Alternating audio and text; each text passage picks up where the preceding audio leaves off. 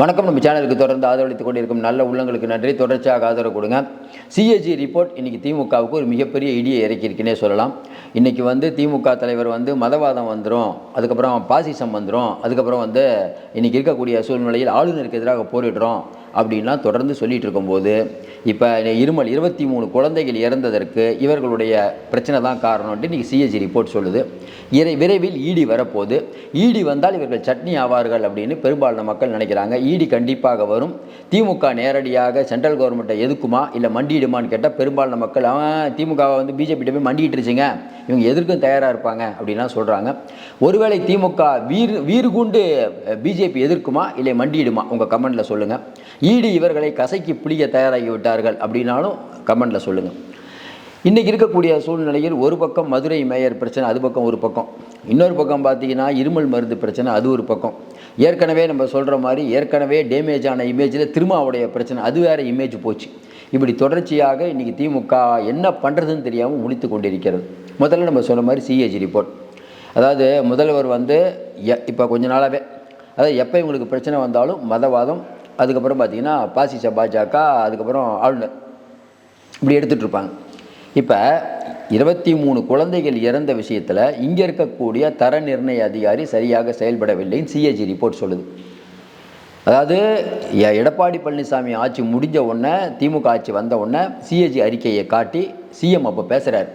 பாருங்கள், இந்த மாதிரி மருந்து கம்பெனிக்கெல்லாம் தர நிர்ணயம் ஒழுங்காக பண்ணல, அதனால் அதிமுக ஆட்சியில் நிறையா நிர்வாக குளறுபடிகள் நடந்தது அப்படின்னு சொல்கிறார். அதிமுக ஆட்சியில் இதே இந்த மருந்து கம்பெனி இருக்குல்ல, அந்த கம்பெனியில் ஆய்வு முறையாக மேற்கொள்ளவில்லை அப்படின்னு சிஏஜி அறிக்கை, அதை ஸ்டாலின் சொல்கிறார். ரைட், அப்போ நீங்கள் ஒழுங்காக இருக்கணுமா இல்லையா? இப்போ சிஏஜி அறிக்கை என்ன சொல்லுது? 2011 இது நாள் வரை அந்த கம்பெனியில் இவங்க போகிறாங்க, சும்மா ஆய்வே பண்ணுறதில்ல, எல்லாத்துக்கும் பணம் கொடுத்து கரெக்ட் பண்ணிகிட்டு இருந்தாங்க. எங்கள் அதிமுக ஆட்சியில் தான் பிரச்சனைன்னு சிஏஜி ரிப்போர்ட் வந்தது, அதை நீங்கள் தான் மேற்கோள் காட்டுறீங்க. உங்கள் ஆட்சிலையும் அதே மாதிரி நடக்குது, நம்ம என்னென்னு புரிஞ்சிக்க முடியல. இப்போ சிஏஜி அறிக்கைக்கு என்ன பதில் சொல்லுவீங்க? இதுவும் பாசிச பாஜகவுடைய காரணமாக? நல்லா யோசனை பாருங்கள். எதை கேட்டாலும் பாசிசம் நான் ஒன்றும் புரியவே இல்லை. இப்போ இடி வந்துடும், எஃப்ஐஆர் போட்டிங்கன்னா இடி உள்ளே வரப்போகுது. ஏன்னா இப்போ கோர்ட்டுக்கு போயிடுச்சு, இந்த வழக்கு பெரிய பிரச்சனை ஆயிடுச்சு. என்ன பண்ணுறதுன்னு தெரியாமல் முடிச்சுட்ருக்காங்க. ஏற்கனவே மருத்துவத்துறையை கவனிக்கக்கூடிய மாசுவை ரவுண்டு கட்டுற வேலையை இடி சூப்பராக பண்ணிகிட்ருக்காங்க. இவர்கள் அத்தனை பேரும் முத்தமர்தானா சொல்லுங்கள், உங்கள் ஆசை நெஞ்சை தொட்டு பார்த்து கொள்ளுங்கள், அதுதான் நம்ம ஞாபகத்துக்கு வருது. நீங்கள் மாசு அவர்கள் வேகமாக உடைந்து நரம்பு புட்டைக்கு இன்டர்வியூலாம் தராரு. கிட்னி முறைகேடுன்னு சொல்லணுமா, திருட்டுன்னு சொல்லக்கூடாதுன்னு புதிய ஒரு தத்துவத்தை சொன்னவரே ஐயா மாசு தான். தமிழக மக்கள் பார்த்து கொண்டிருக்கிறார்கள். வரக்கூடிய தேர்தலில் மாசுலாம் டெபாசிட் வாங்க வராங்கிறதே சந்தேகம். மக்கள் அவ்வளோ கொந்தளித்து போய் கொண்டிருக்கிறார்கள். வரக்கூடிய தேர்தலில் மா சுப்பிரமணியெலாம் டெபாசிட் வாங்க மாட்டார் அப்படின்னு நீங்கள் நினச்சிங்கன்னா கமெண்ட்டில் சொல்லுங்கள். இன்னும் குறிப்பாக பார்த்தீங்கன்னா இன்றைக்கி சிஏஜி அறிக்கை வெளியாகிடுச்சா ஒன்று. இப்போ என்ன நடக்க போகுது? சிஏஜி அறிக்கையை ஒட்டி இப்போ இடி உள்ளே வரப்போகுது. ஏற்கனவே இடி வந்த கேஸில் நீங்கள் இடியை சமாளிச்சிட்டிங்க. அதாவது ஆகாஷ் பாஸ்கரன் உள்ளிட்ட தம்பிகள் மேலே வழக்கில் இன்னும் உச்சநீதிமன்றத்தில் தடை இருக்குது. அப்போ உச்சநீதிமன்றத்தில் தடை இருக்கிறதுனால இனிமேல் இடியே வராதான்னா இந்த கேஸில் வராது, மற்ற கேஸில் ஏன் வரக்கூடாது? இன்னும் குறிப்பாக பார்த்தீங்கன்னா டாஸ்மார்க்லேயே மற்ற எஃப்ஐஆரில் இருக்குது, அதில் கூட உள்ளே வரலாம். அப்போ இருமல் மருந்த விஷயத்தை உள்ளே வச்சு இப்போ இடி வேகமாக உள்ளே நடந்து கொண்டிருக்கிறது. இன்னொரு பக்கம் சிஎம்டிஏவை குறிவைத்து சேகர்பாபு இலாக்கா, அதற்கும் இடி பார்த்து கொண்டிருக்கிறது. அதுக்கப்புறம் ஏற்கனவே பத்திரப்பதிவுத்துறை, பஞ்சாயத்து ஆகிட்டு இருக்கக்கூடிய பத்திரப்பதிவுத்துறை, அங்கேயும் கண்கள் போயிட்டு இருக்குது. யார் பக்கம் முதல்ல வருவாங்கன்னு தெரியல. யார் வந்தாலும் ஆப்பு தான். இப்படிப்பட்ட சூழ்நிலையில் திமுக பாசிசம்ங்கிறாங்களே. இப்போ நம்ம என்ன கேட்குறோம்னா, நீங்கள் குஜ்ரால் அவர்கள் அமைச்சரவையில் இருந்தீங்க, அதுக்கப்புறம் பார்த்தீங்கன்னா தேவகவுடா அமைச்சரவையில் இருந்தீங்க, மன்மோகன் சிங் அமைச்சரவையில் இருந்தீங்க, இப்படி வாஜ்பாய் அமைச்சரவையில் இருந்தீங்க. இந்த மதவாதம் அப்படிங்கிற ஒன்று வச்சுக்கிட்டு இருக்கக்கூடிய பிஜேபி எப்படி வளருது? இந்தியா முழுக்க காங்கிரஸுக்கு நேர் எதிராக இன்றைக்கி பிஜேபி அதை விட அசூர பலத்தோடு இன்றைக்கி நிற்கக்கூடிய காரணம் என்ன? மக்கள் மதவாதத்தை விரும்ப மாட்டார்கள். ஆனால் என்ன நடக்குது? ஊழலும் குடும்ப ஆட்சி அப்படிங்கிற ஒன்றை வச்சுக்கிட்டு இன்றைக்கி அந்த ரெண்டும் மேலோங்கி இருந்ததுனால் மக்களுடைய பார்வை பிஜேபி பக்கம் திரும்பிச்சு. இதான் ஈஸியாக நம்ம புரிஞ்சுக்கலாம். இந்த பக்கம் பார்த்திங்கன்னா பீகாரில் லல்லு பிரசாத் யாதவ் அவங்க குடும்ப ஆட்சி, அது மக்களுக்கு கோபம் வந்திருக்கு. அதை பிஜேபி பயன்படுத்திச்சு. அதே மாதிரி அங்கே பார்த்திங்கன்னா மத்திய பிரதேசில் பார்த்திங்கன்னா கமல்நாத் அவங்க பையன், அது ஒரு குடும்பம். இப்படி சொல்லிக்கிட்டே போகலாம். எல்லா ஏரியாலையும் காங்கிரஸ் வீழ்ச்சி அடைந்ததற்கு ஒவ்வொரு காலகட்டத்திலையும் காரணங்கள் இருக்குது. இங்கே தமிழ்நாட்டில் பிஜேபி வந்துடக்கூடாது நம்ம சொல்லிகிட்டு இருக்கோம். திமுக சொல்லுதுன்னு வச்சுக்கோங்க. நீங்கள் என்ன பண்ணிகிட்ருக்கீங்க? காலையில் ஒரு பைசன்கிற ஒரு படம் பார்த்துட்டு உதயநிதி அவர்கள் ட்வீட் போடுறார். யாரும் படம் ரிலீஸ் ஆகாதுக்கு முன்னாலே அவர் பார்த்துட்டாராம். அதுக்கு ஒரு ட்வீட் போடுறார். உடனே இயக்குனர் ரஞ்சித் ப்ரொடியூசர் ரஞ்சித் நன்றி செய்ய துணை முதலமைச்சர்னு போடுறார். இதை பார்த்துட்டு இருக்கக்கூடிய மக்கள் என்ன நினைப்பாங்க? சினிமாவுக்கு ரிவ்யூ போடுறதா துணை முதல்வரோட வேலையா? நல்லா யோசனை பாருங்க. அப்போ இவர் சொல்கிறார்ல, நம்ம எடப்பாடி பழனிசாமி நேராக தனி விமானத்தில் துபாயிலேருந்து கரூர் ஒரு ஃபோட்டோவுக்கு போஸ் கொடுத்துட்டு மீண்டும் அங்கே போகிறீங்க. உங்களுக்கு மக்கள் ஓட்டு போடுவாங்களா? இல்லை அந்த கூகுள் ஏஐயை நீங்கள் ஆந்திராவுக்கு கொண்டு வந்ததில் முக்கிய பங்காற்றிய நாயுடுவோட பையன் நாரா லோகேஷ் அவருக்கு அங்கே இருக்க மக்கள் கொண்டாடுவாங்களா? நல்லா யோசனை பாருங்க. நீங்கள் சினிமாவுக்கு ரிவ்யூ பண்ணிட்டுருக்கீங்க. அவர் ஏஐ தொழில்நுட்பத்தை அவத்தனை கோடிங்க முதலீடுக்கு இழுத்துட்டு வராரு. அப்போ ஏற்கனவே நம்ம சொன்ன மாதிரி இந்த உதயநிதி அவர்கள் அடுத்த முதலமைச்சராக போகிறாரு அப்படின்னா இன்றைக்கி மக்கள் எல்லாத்துக்கும் தெரியும். இப்படிப்பட்ட திமுகவுக்கு வரக்கூடிய காலங்களில் மக்கள் ஓட்டு போடுவாங்களா? ஆனால் நீங்கள் எதை கேட்டாலும் பாசிசம்ங்கிறீங்க. நம்ம என்ன தொடர்ந்து கேட்டுட்ருக்கோன்னா, கரூரில் நடைபெற்ற நிகழ்ச்சிக்கு பாசிச பாஜக காரணமாக, இல்லை திருமாவர்கள் மீது அந்த ஒரு ராஜீவ்காந்திங்கிற ஒரு வழக்கறிஞர் மோதினார், அதுக்கு பாசிச பாஜக தான் காரணமாக? எதுக்கு என்ன காரணம்? இப்போ நீங்கள் சிஏஜி அறிக்கையில் இருமல் மருந்து விஷயத்தில் நீங்கள் முறைகேடு செய்திருக்கிறீர்கள் அப்படின்னு சிஏஜி ரிப்போர்ட் சொல்லுது. இதை காட்டி பிஜேபி உள்ளே வந்ததுன்னா, அதாவது சிபிஐ, நீங்கள் ஒன்றை பாசிச பாஜகன்னீங்கன்னா நம்ம என்ன சொல்கிறதுன்னு தெரியல. இன்னும் குறிப்பாக பார்த்தீங்கன்னா, நீங்கள் அடிக்கடி சொல்லிகிட்டு இருக்க விஷயம் நீங்கள் தான் சென்ட்ரல் கவர்மெண்ட்டில் பல நாட்கள் இருந்தீங்க. கச்சத்தீவு பிரச்சனையிலேருந்து, முல்லை பெரியாறு அணை பிரச்சனையிலேருந்து, காவேரி பிரச்சனையிலேருந்து, இப்படி தமிழகத்துக்கு ஜீவாதார பிரச்சனைகள் இருக்குல்ல, இந்திய எதிர்ப்பு எல்லாத்தையுமே, கல்வி மத்திய பட்டியலுக்கு போனது, இது எதுக்குமே நீங்கள் குரல் கொடுக்கல. ஆனால் இன்றைக்கி என்ன சொல்கிறீங்க? இல்லை நாங்கள் இந்தியை மறுபடியும் ஆரம்பிக்கிறீங்க, கச்சத்தீவுன்னு ஆரம்பிக்கிறீங்க. நீங்கள் என்ன பண்ணிகிட்டு இருந்தீங்கிறதுக்கு இதுவரை பதில் இல்லை.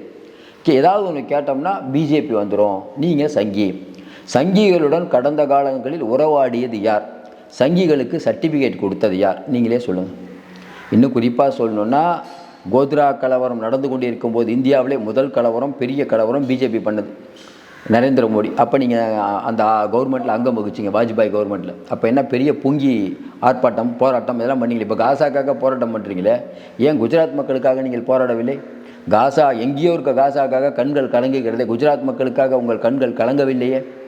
ஒரிசாவில் பாதிரியாரை எரித்து கொண்டார்களே, அப்போ நீங்கள் உங்களை சிஎம் கலைஞர் அப்போ கேட்டதுக்கு என்ன சொன்னார்?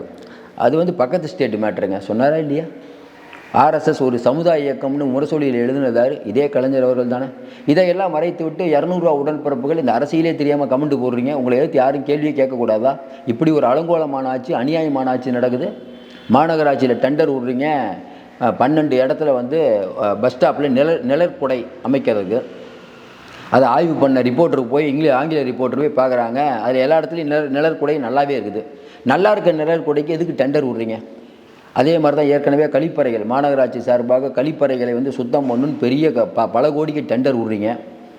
பாலப்பாக்கம், பட்டினப்பாக்கம் உள்ளிட்ட கடற்கரைகள், திருவான்மையூர் கடற்கரைகளை அழகுபடுத்த போகிறோன்னு அதுக்கு ஒரு டெண்டரு, எல்லாம் தனியார் மயம்.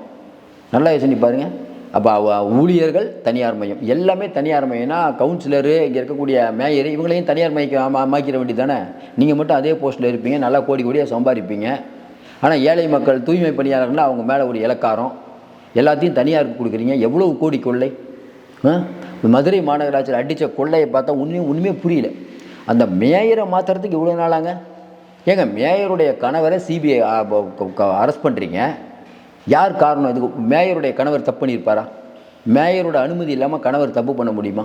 அப்போ மேயரை ஏன் நீங்கள் எஃப்ஐஆர் போடல? ஏற்கனவே கிட்னி விஷயத்தில் கடைசி வரைக்கும் எஃப்ஐஆர் போடாமல் உச்சநீதிமன்றம் வரைக்கும் நீங்கள் போகிறீங்க. எது? கோர்ட்டு எஸ்ஐடி போடுது, அந்த எஸ்ஐடி இருக்கக்கூடாதுன்னு நீங்கள் உச்சநீதிமன்றம் போகிறீங்க. நீங்கள் தமிழ்நாடு கவர்மெண்ட்டு உங்கள் காவல்துறை தான் விசாரிக்க போகுது கிட்னி, அதுக்கே நீங்கள் உச்சநீதிமன்றம் போகிறீங்க. ஆனால் விஜய் மட்டும் எஸ்ஐடி எடுத்து போகக்கூடாது, போனால் ஒரு பாசிச பாஜகட்ட கை கோத்துட்டாருங்கிறீங்க. என்ன பேச்சு பேசுகிறீங்கன்னு ஒன்றும் புரியல. மக்கள் பார்த்துட்ருக்காங்க சார். நீங்கள் கடந்த காலத்திலையும் இப்பையும் எந்த அளவுக்கு தில்லுமுள்ளு பண்ணுறீங்கிறது மக்களுக்கு தெரியும். இதையெல்லாம் மறைத்து விட்டு மறுபடியும் நாங்கள் நாடாள வேண்டும்னா மக்கள் என்ன இழிச்சவாயர்களோ நம்ம ஒன்றும் புரியல. இப்போ இந்த மருந்து விஷயமாகட்டும், இங்கே மதுரை மாநகராட்சியில் நடந்த முறைகேடாகட்டும், இதை விட என்னென்னா முறைகேட்டில் இப்போ என்னென்னா அடுத்த மேயரை தேர்ந்தெடுக்க முடியல. ஏன்? அங்கே இருக்கக்கூடிய பிடிஆர் ஒரு ஆளை சொல்கிறாரு, அங்கே இருக்கக்கூடிய மூர்த்தி ஒரு ஆளை சொல்கிறாரு, அங்கே இருக்கக்கூடிய தளபதி ஒரு ஆளை சொல்கிறாரு. யாரை நியமிக்கிறதுனே தெரியல. ஏன்னா மேயராக ஒருத்தரை போடணும், போடுறதுக்கு முடியல. ஏன்னா அவ்வளோ போட்டி. இந்த பக்கம் பார்த்தா நெல்லை மேயரை மாற்றுறதுக்குள்ளே படாது பாடு சரவணனை, அந்த பக்கம் பார்த்தா கோவை மேயர், அதுக்கு மாற்றி ஒரு அம்மாவை போடுறாங்க. மற்ற அங்கே இருக்கக்கூடிய பெண் கவுன்சிலர்லாம் அழுதுகிட்டே வராங்க. ஏன் பல கோடி செலவு பண்ணி கவுன்சிலர் ஆனேன் மேயர் ஆகணுன்ட்டு. பல கோடி செலவு பண்ணி கவுன்சிலர் ஆவீங்க, அதில் வந்து இன்னும் பல கோடிகளை சம்பாதிப்பீர்கள். மேயராக இருந்தால் லட்சக்கணக்கான கோடி சம்பாதிப்பீங்க. அப்படி தான் புரிஞ்சுக்க முடியுது. காஞ்சிபுரத்தில் அங்கே இருக்கக்கூடிய கவுன்சிலர்லாம் மேயர் எடுத்து நம்பிக்கையில் தீர்மானம், எல்லாம் திமுக கவுன்சிலர், திமுகவுடைய மேயர் எடுத்து நம்பிக்கையில் தீர்மானம். இதுதான் இன்றைக்கி கூட இருக்கக்கூடிய திராவிட முன்னேற்ற கழகம். கேட்டால் அவங்க தான் சமூக நீதி காவலர்கள் அப்படின்னு அடிக்கடி சொல்லிக்குவீங்க. இதை வெகுஜன மக்கள் உங்களை பார்த்து கொண்டிருக்கிறார்கள். அதாவது ஏற்கனவே நிதி நிலைமையில் தள்ளாடுறீங்க. உதயநிதி அவர்கள் சொல்கிறாரு, தகுதியுள்ள விடுபட்டவர்களுக்கு நாங்கள் உரிமை தொகை கொடுப்போன்னு. தகுதியுள்ள விடுபட்டோர் அப்படிங்கிறது இந்த 4 வருஷத்தில் இப்போ தான் கண்டுபிடிச்சிங்களா? இவ்வளோ நாள் கொடுத்துட்ருக்கீங்களா மற்றவங்களுக்கு? தகுதி உள்ளவங்கன்னா அவங்களுக்கு முன்னாடியே கொடுத்துருக்கணும்ல, ஏன் இப்போ இந்த கேப்பு? யார் மேலே தப்பு? அப்போ ஏற்கனவே அவங்களுக்கு உரிமை தொகை வாங்காமல் இருக்காங்களே, அதுக்கு அந்த இழப்பீடு நீங்கள் ஏதாவது கொடுக்குறீங்களா? இன்னொரு பக்கம் பார்த்தீங்கன்னா, இன்றைக்கி நடக்கக்கூடிய விஷயம் பார்த்தீங்கன்னா, உதயநிதி அவர்கள் டெய்லி அவர் ஒரு ட்வீட்டு, அவர் அந்த நாய்க்குட்டியை வச்சுக்கிட்டு அவர் ஒரு ட்வீட். துணை முதல்வருடைய வேலை இதுதானே? நல்லா யோசனை பாருங்கள். வெகுஜன மக்களின் பார்வையில் அடுத்த தலைவராக உயரக்கூடிய நீங்கள் எப்படி இருக்கணும்? இன்றைக்கி தமிழ்நாடு அரசு அப்படிங்கிறது எல்லாத்துக்குமே எதை எடுத்தாலும் பாசிச பாஜகனா மக்கள் வந்து உங்களை பார்த்துட்டு இருக்காங்க. இன்றைக்கி பிஜேபி வளர்வதற்கு யார் காரணம்? நல்லா யோசனை பாருங்கள். இன்றைக்கி அவர்கள் மேலே அந்த வண்டி அடித்த விஷயத்தில் நீங்கள் அண்ணாமலையை குறை சொல்கிறீங்க. வெகுஜன மக்களுக்கு நல்லாவே தெரியுது அண்ணாமலைக்கு இதுக்கு சம்மந்தமாக. அப்போ அது ஒரு 10 அறிக்கை விடுறாரு. இதை வச்சு அவர் அரசியல் பண்ணுறாரா இல்லையா? அவரை அரசியல் பண்ண வைப்பது யார்? நீங்கள் தானே. திருப்பரங்குன்ற விஷயம் ஈஸியாக முடிய வேண்டிய விஷயம். இந்த ராமநாதபுரம் எம்பி போய் அங்கே போய் பிரியாணி சாப்பிட்டு இதெல்லாம் தேவையா? இப்போ சிக்கந்தர் மலையில் வந்து நீ ஆடு கோழிலாம் பலியிடக்கூடாதுன்ட்டாங்க. அப்போ இது நீங்கள் பண்ண வேலை. நீங்கள் ஈஸியாக முடிய வேண்டிய பிரச்சனையை திருப்பரங்குன்ற பெரிய பிரச்சனையாக்கி இன்றைக்கி பிஜேபியை வாழ வைத்து கொண்டிருப்பதே திமுக தான். அடுத்து வந்து தமிழ்நாட்டில் வந்து பிஜேபி வந்துடும். பிஜேபி வராமல் எப்படி பண்ணோம்? நீங்கள் உங்கள் அப்பா, நீங்கள் உங்கள் பையன், உங்கள் பேரன் வரைக்கும் போயிட்டீங்க. மக்கள் எவ்வளோ நாள் தான் சார் பொறுப்பாங்க? மக்கள் கோபம் வருமா வராதா? என்னங்க ஒரு மன்னராட்சி நடந்துகிட்டு இருக்குது. எல்லோரும் எல்லா விஷயத்துலையும் ஒரு தகுதி தராதரம் இருக்குது. என்ன எனக்கு புரியவே இல்லை. இவர்கள் வந்து சினிமா எடுப்பாங்க, இவர்களே டிஸ்ட்ரிபியூஷன் பண்ணுவாங்க, இவர்களே எல்லாம் பண்ணுறாங்கிற கோபம் மக்களுக்கு இருக்குமா இருக்காதா? அப்போ பிஜேபி வளர்வதற்கு யார் காரணம்? பாசிசம் எப்படி வருது? நீங்கள் நிலையான ஒழுங்கான ஆட்சி கொடுத்துருந்தா பாசிசம் எப்படி வளருது? நல்லா யோசனை பாருங்கள். பாசிசத்துக்கு எப்படி வருது? இப்போ செந்தில் பாலாஜி தப்பு பண்ணாமல் ஈடி வருது, நியாயமாக சொல்லுங்கள். ஈடி ஒரு மோசமான இப்போ தான். செந்தில் பாலாஜி தப்பே பண்ணலையா? ஆகாஷ் பாஸ்கரன் உள்ளிட்ட தம்பிகள் தப்பே பண்ணலையா? இங்கே இருக்கக்கூடிய நம்ம கனிம வள கொள்ளை நடக்கவே இல்லையா? மருந்து கம்பெனியில் ஊழல் நடக்கவே இல்லையா? பத்திரப்பதிவிலேருந்து சொல்லிக்கிட்டே போகலாம். ஜெகத்ரட்சகன் வீட்டில் ரைடு நடந்ததாகட்டும், கேஎன்ஏர் வீட்டில் ரைடு நடந்ததாகட்டும், பொன்முடி மேலே கேஸ் இருக்கிறதாகட்டும், பெரியசாமி வீட்டில் நடந்த ரைடு, இது எல்லாமே அரசியல் காழ்ப்புணர்ச்சி. உண்மையிலே நீங்கள் நம்புறீங்களா? அவங்க கமெண்ட்டில் சொல்லுங்கள். திமுக அமைச்சர்கள் யாரும் தப்பே பண்ணலைங்க, ஈடி வந்து இவங்களை வந்து தேவையில்லாமல் வந்து இவங்களை வந்து அரசியல் காழ்ப்புணர்ச்சிக்காக பழி வாங்குறாங்கன்னு நினச்சிங்கன்னா கமெண்ட்டில் சொல்லுங்கள். ஒன்றும் புரியவே இல்லையே. எதை கேட்டாலுமே ஈடி ஒரு மோசமான அமைப்பு தான். நீங்கள் உத்தமர்களா? இதையெல்லாம் மறைத்து விட்டு நாங்கள் 2026 மீண்டும் 2026 வந்து என்ன பண்ணுவீங்க? ஏற்கனவே நிதி இல்லை. நிதி இல்லாமல் எப்படி கவர்மெண்ட்டை செயல்படுத்துவீங்க? பாஸ்கான் நிறுவனத்தில் வந்து இத்தனை 1000 கோடி ஒப்பந்தம் சொல்லி அது வந்து சென்ட்ரலில் இருந்து ஸ்டேட் வரைக்கும் எல்லாரும் உங்களை அவ்வளோ பேச ஆரம்பிச்சிட்டாங்க. இது காரணம் யார்? டிஆர்பி ராஜா. ஆர்வ கோளாறு அவர் பாட்டு கொண்டு சொல்லிட வேண்டியது. அதாவது தமிழ்நாட்டில் இருக்க யாருக்கும் அறிவு இல்லை, டிஆர்பி ராஜாவுக்கு மட்டும்தான் அறிவு இருக்குது. என்னங்க வெள்ளை அறிக்கை வெளியிடுனா வெள்ளை பேப்பரை காட்டுறாரு. எவ்வளோ திமிரு பாருங்கள். வெள்ளை அறிக்கை காட்டினா வெள்ளை பேப்பரை காட்டுறாரு. அப்போ என்ன ஆணவம் உங்களுக்கு? மன்னார்குடியில் அவர் இப்போ என்னென்ன வந்த ரிசல்ட் என்னென்னா, மன்னார்குடியிலே போன தடவை திக்கி பிக்கி தான் ஜெயிச்சிருக்காரு காமராஜர். இந்த தடவை மன்னார்குடியில் இவர் படுதோல்வி அடைய போகிறார், டெபாசிட்டோடு இல்லாமல் போக போகிறாருன்னா கருத்து கணிப்பு பல வந்துட்டு இருக்குது. அதையும் உங்கள் கமெண்ட்டில் சொல்லுங்கள். இன்னொரு பக்கம் பார்த்தீங்கன்னா, ஆன்மீக அமைச்சர் தூய்மை பணியாளருக்கு நாங்கள் அந்த வாக்குறுதி எப்போ கொடுத்தோன்னு அவங்க சொல்கிறாங்க. அதாவது நம்ம எல்லாம் பேசிக்கிட்டே இருந்தால் கூட ரொம்ப பிடிச்ச விஷயம் என்னென்னா, கிணற காணுங்கிற மாதிரி நிழற்குடை ஏற்கனவே இருக்குது 15 இடத்துல. அந்த இடத்துல நிழற்குடை நிறுவனம் டெண்டர் விட்டு அதன் மூலியமாக யாருக்கு அந்த பணம் போகுது? அப்போ அங்கே கவுன்சிலருக்கே தெரியல. சார் உங்கள் தொகுதி மேம்பாட்டு நிலையில் தான் கட்டுறாங்கன்னு கேட்குறாங்க. அந்த அம்மா ஃபோன் பண்ணி இங்கிலீஷ் ரிப்போர்ட்ரு. அப்படியா? எனக்கே தெரியாது அப்படிங்கிறார். அப்போ என்ன நடந்து கொண்டு இருக்கிறது? அப்போ நல்லா யோசனை பாருங்கள். ஒரு பக்கம் பேனா சின்னம் உங்கள் அப்பாவுக்கு வைக்கலன்னு சொல்லி இது பெரிய சர்ச்சையாகி அமைதியாகிட்டீங்க. அடுத்து இவர்கள் ஆட்சிக்கு வந்தால் கண்டிப்பாக பேனா சின்னத்திலேருந்து எல்லாம் பண்ணுவாங்க. தமிழ்நாட்டின் பேரை மாற்றினாலும் நிறைய பேர் கமெண்ட்ஸ், தமிழ்நாட்டு பேரையே மாற்றினாலும் மாற்றிடுவாங்க சார், எல்லா இடத்துலையும் உங்கள் அப்பா பேர் வைக்கிறாங்க. இந்த விஷயம்லாம் தேவையா? கலைஞருடைய புகழ், அவருடைய எழுத்தாற்றல் எல்லாமே நமக்கு ஒத்துக்கிறோம், அதெல்லாம் மாற்று கருத்து இல்லை. ஆனாலும் நீங்கள் நிதியே இல்லாத போது நடுரோட்டில் கொண்டு போய் அரசாங்க செலவில் கலைஞர்களுடைய சிலை வைக்கிறதுனால தான் உச்சநீதிமன்றம் கண்டனம் தெரிவித்தது. அதனால் இன்றைக்கி இருக்கக்கூடிய சூழ்நிலையில் தொடர்ந்து இவர்கள் அம்பலப்பட்டு கொண்டிருக்கிறார்கள். இப்போது இடி வரப்போகிறது, அதற்கும் பாசிசம் வாங்க வெகுஜன மக்கள் இவர்களை பார்த்து கொண்டிருக்கிறார்கள். 2026 தானே வர வேண்டும், தான் பையன் நாடாள வேண்டும் என்று சிஎம் நினைக்கிறார். அது நிறைவேறுமாங்கிறதையும் உங்கள் கமெண்டில் சொல்லுங்கள். தொடர்ந்து நம்ம சொல்லிட்டு இருக்கோம்ல, எதிர்க்கட்சிகள் ஒன்றுமே பண்ணலைனா கூட இவர்கள் பண்ண இந்த மாதிரி அராஜக விஷயத்தினால் திருமாவளவன் பிரச்சனை எத்தனை நாளாக போயிட்டு இருக்குது. இந்த விஷயத்தை எப்படி அணுகியிருக்கணும்? இதை சிம்பிளாக சிஎம் கூப்பிட்டு ஏங்க ரொம்ப பெரிய பிரச்சனையாகுது, சீக்கிரம் ஏதோ ஒன்று முடிச்சு விடுங்கன்னு சொல்லாமல், ஏன்னா இவங்களுக்கு பல பஞ்சாயத்து மக்கள் பார்த்து கொண்டிருக்கிறார்கள். நல்ல முடிவை தருவார்கள். தொடர்ந்து ஆதரவு கொடுங்கள். மீண்டும் சந்திப்போம். நன்றி, வணக்கம்.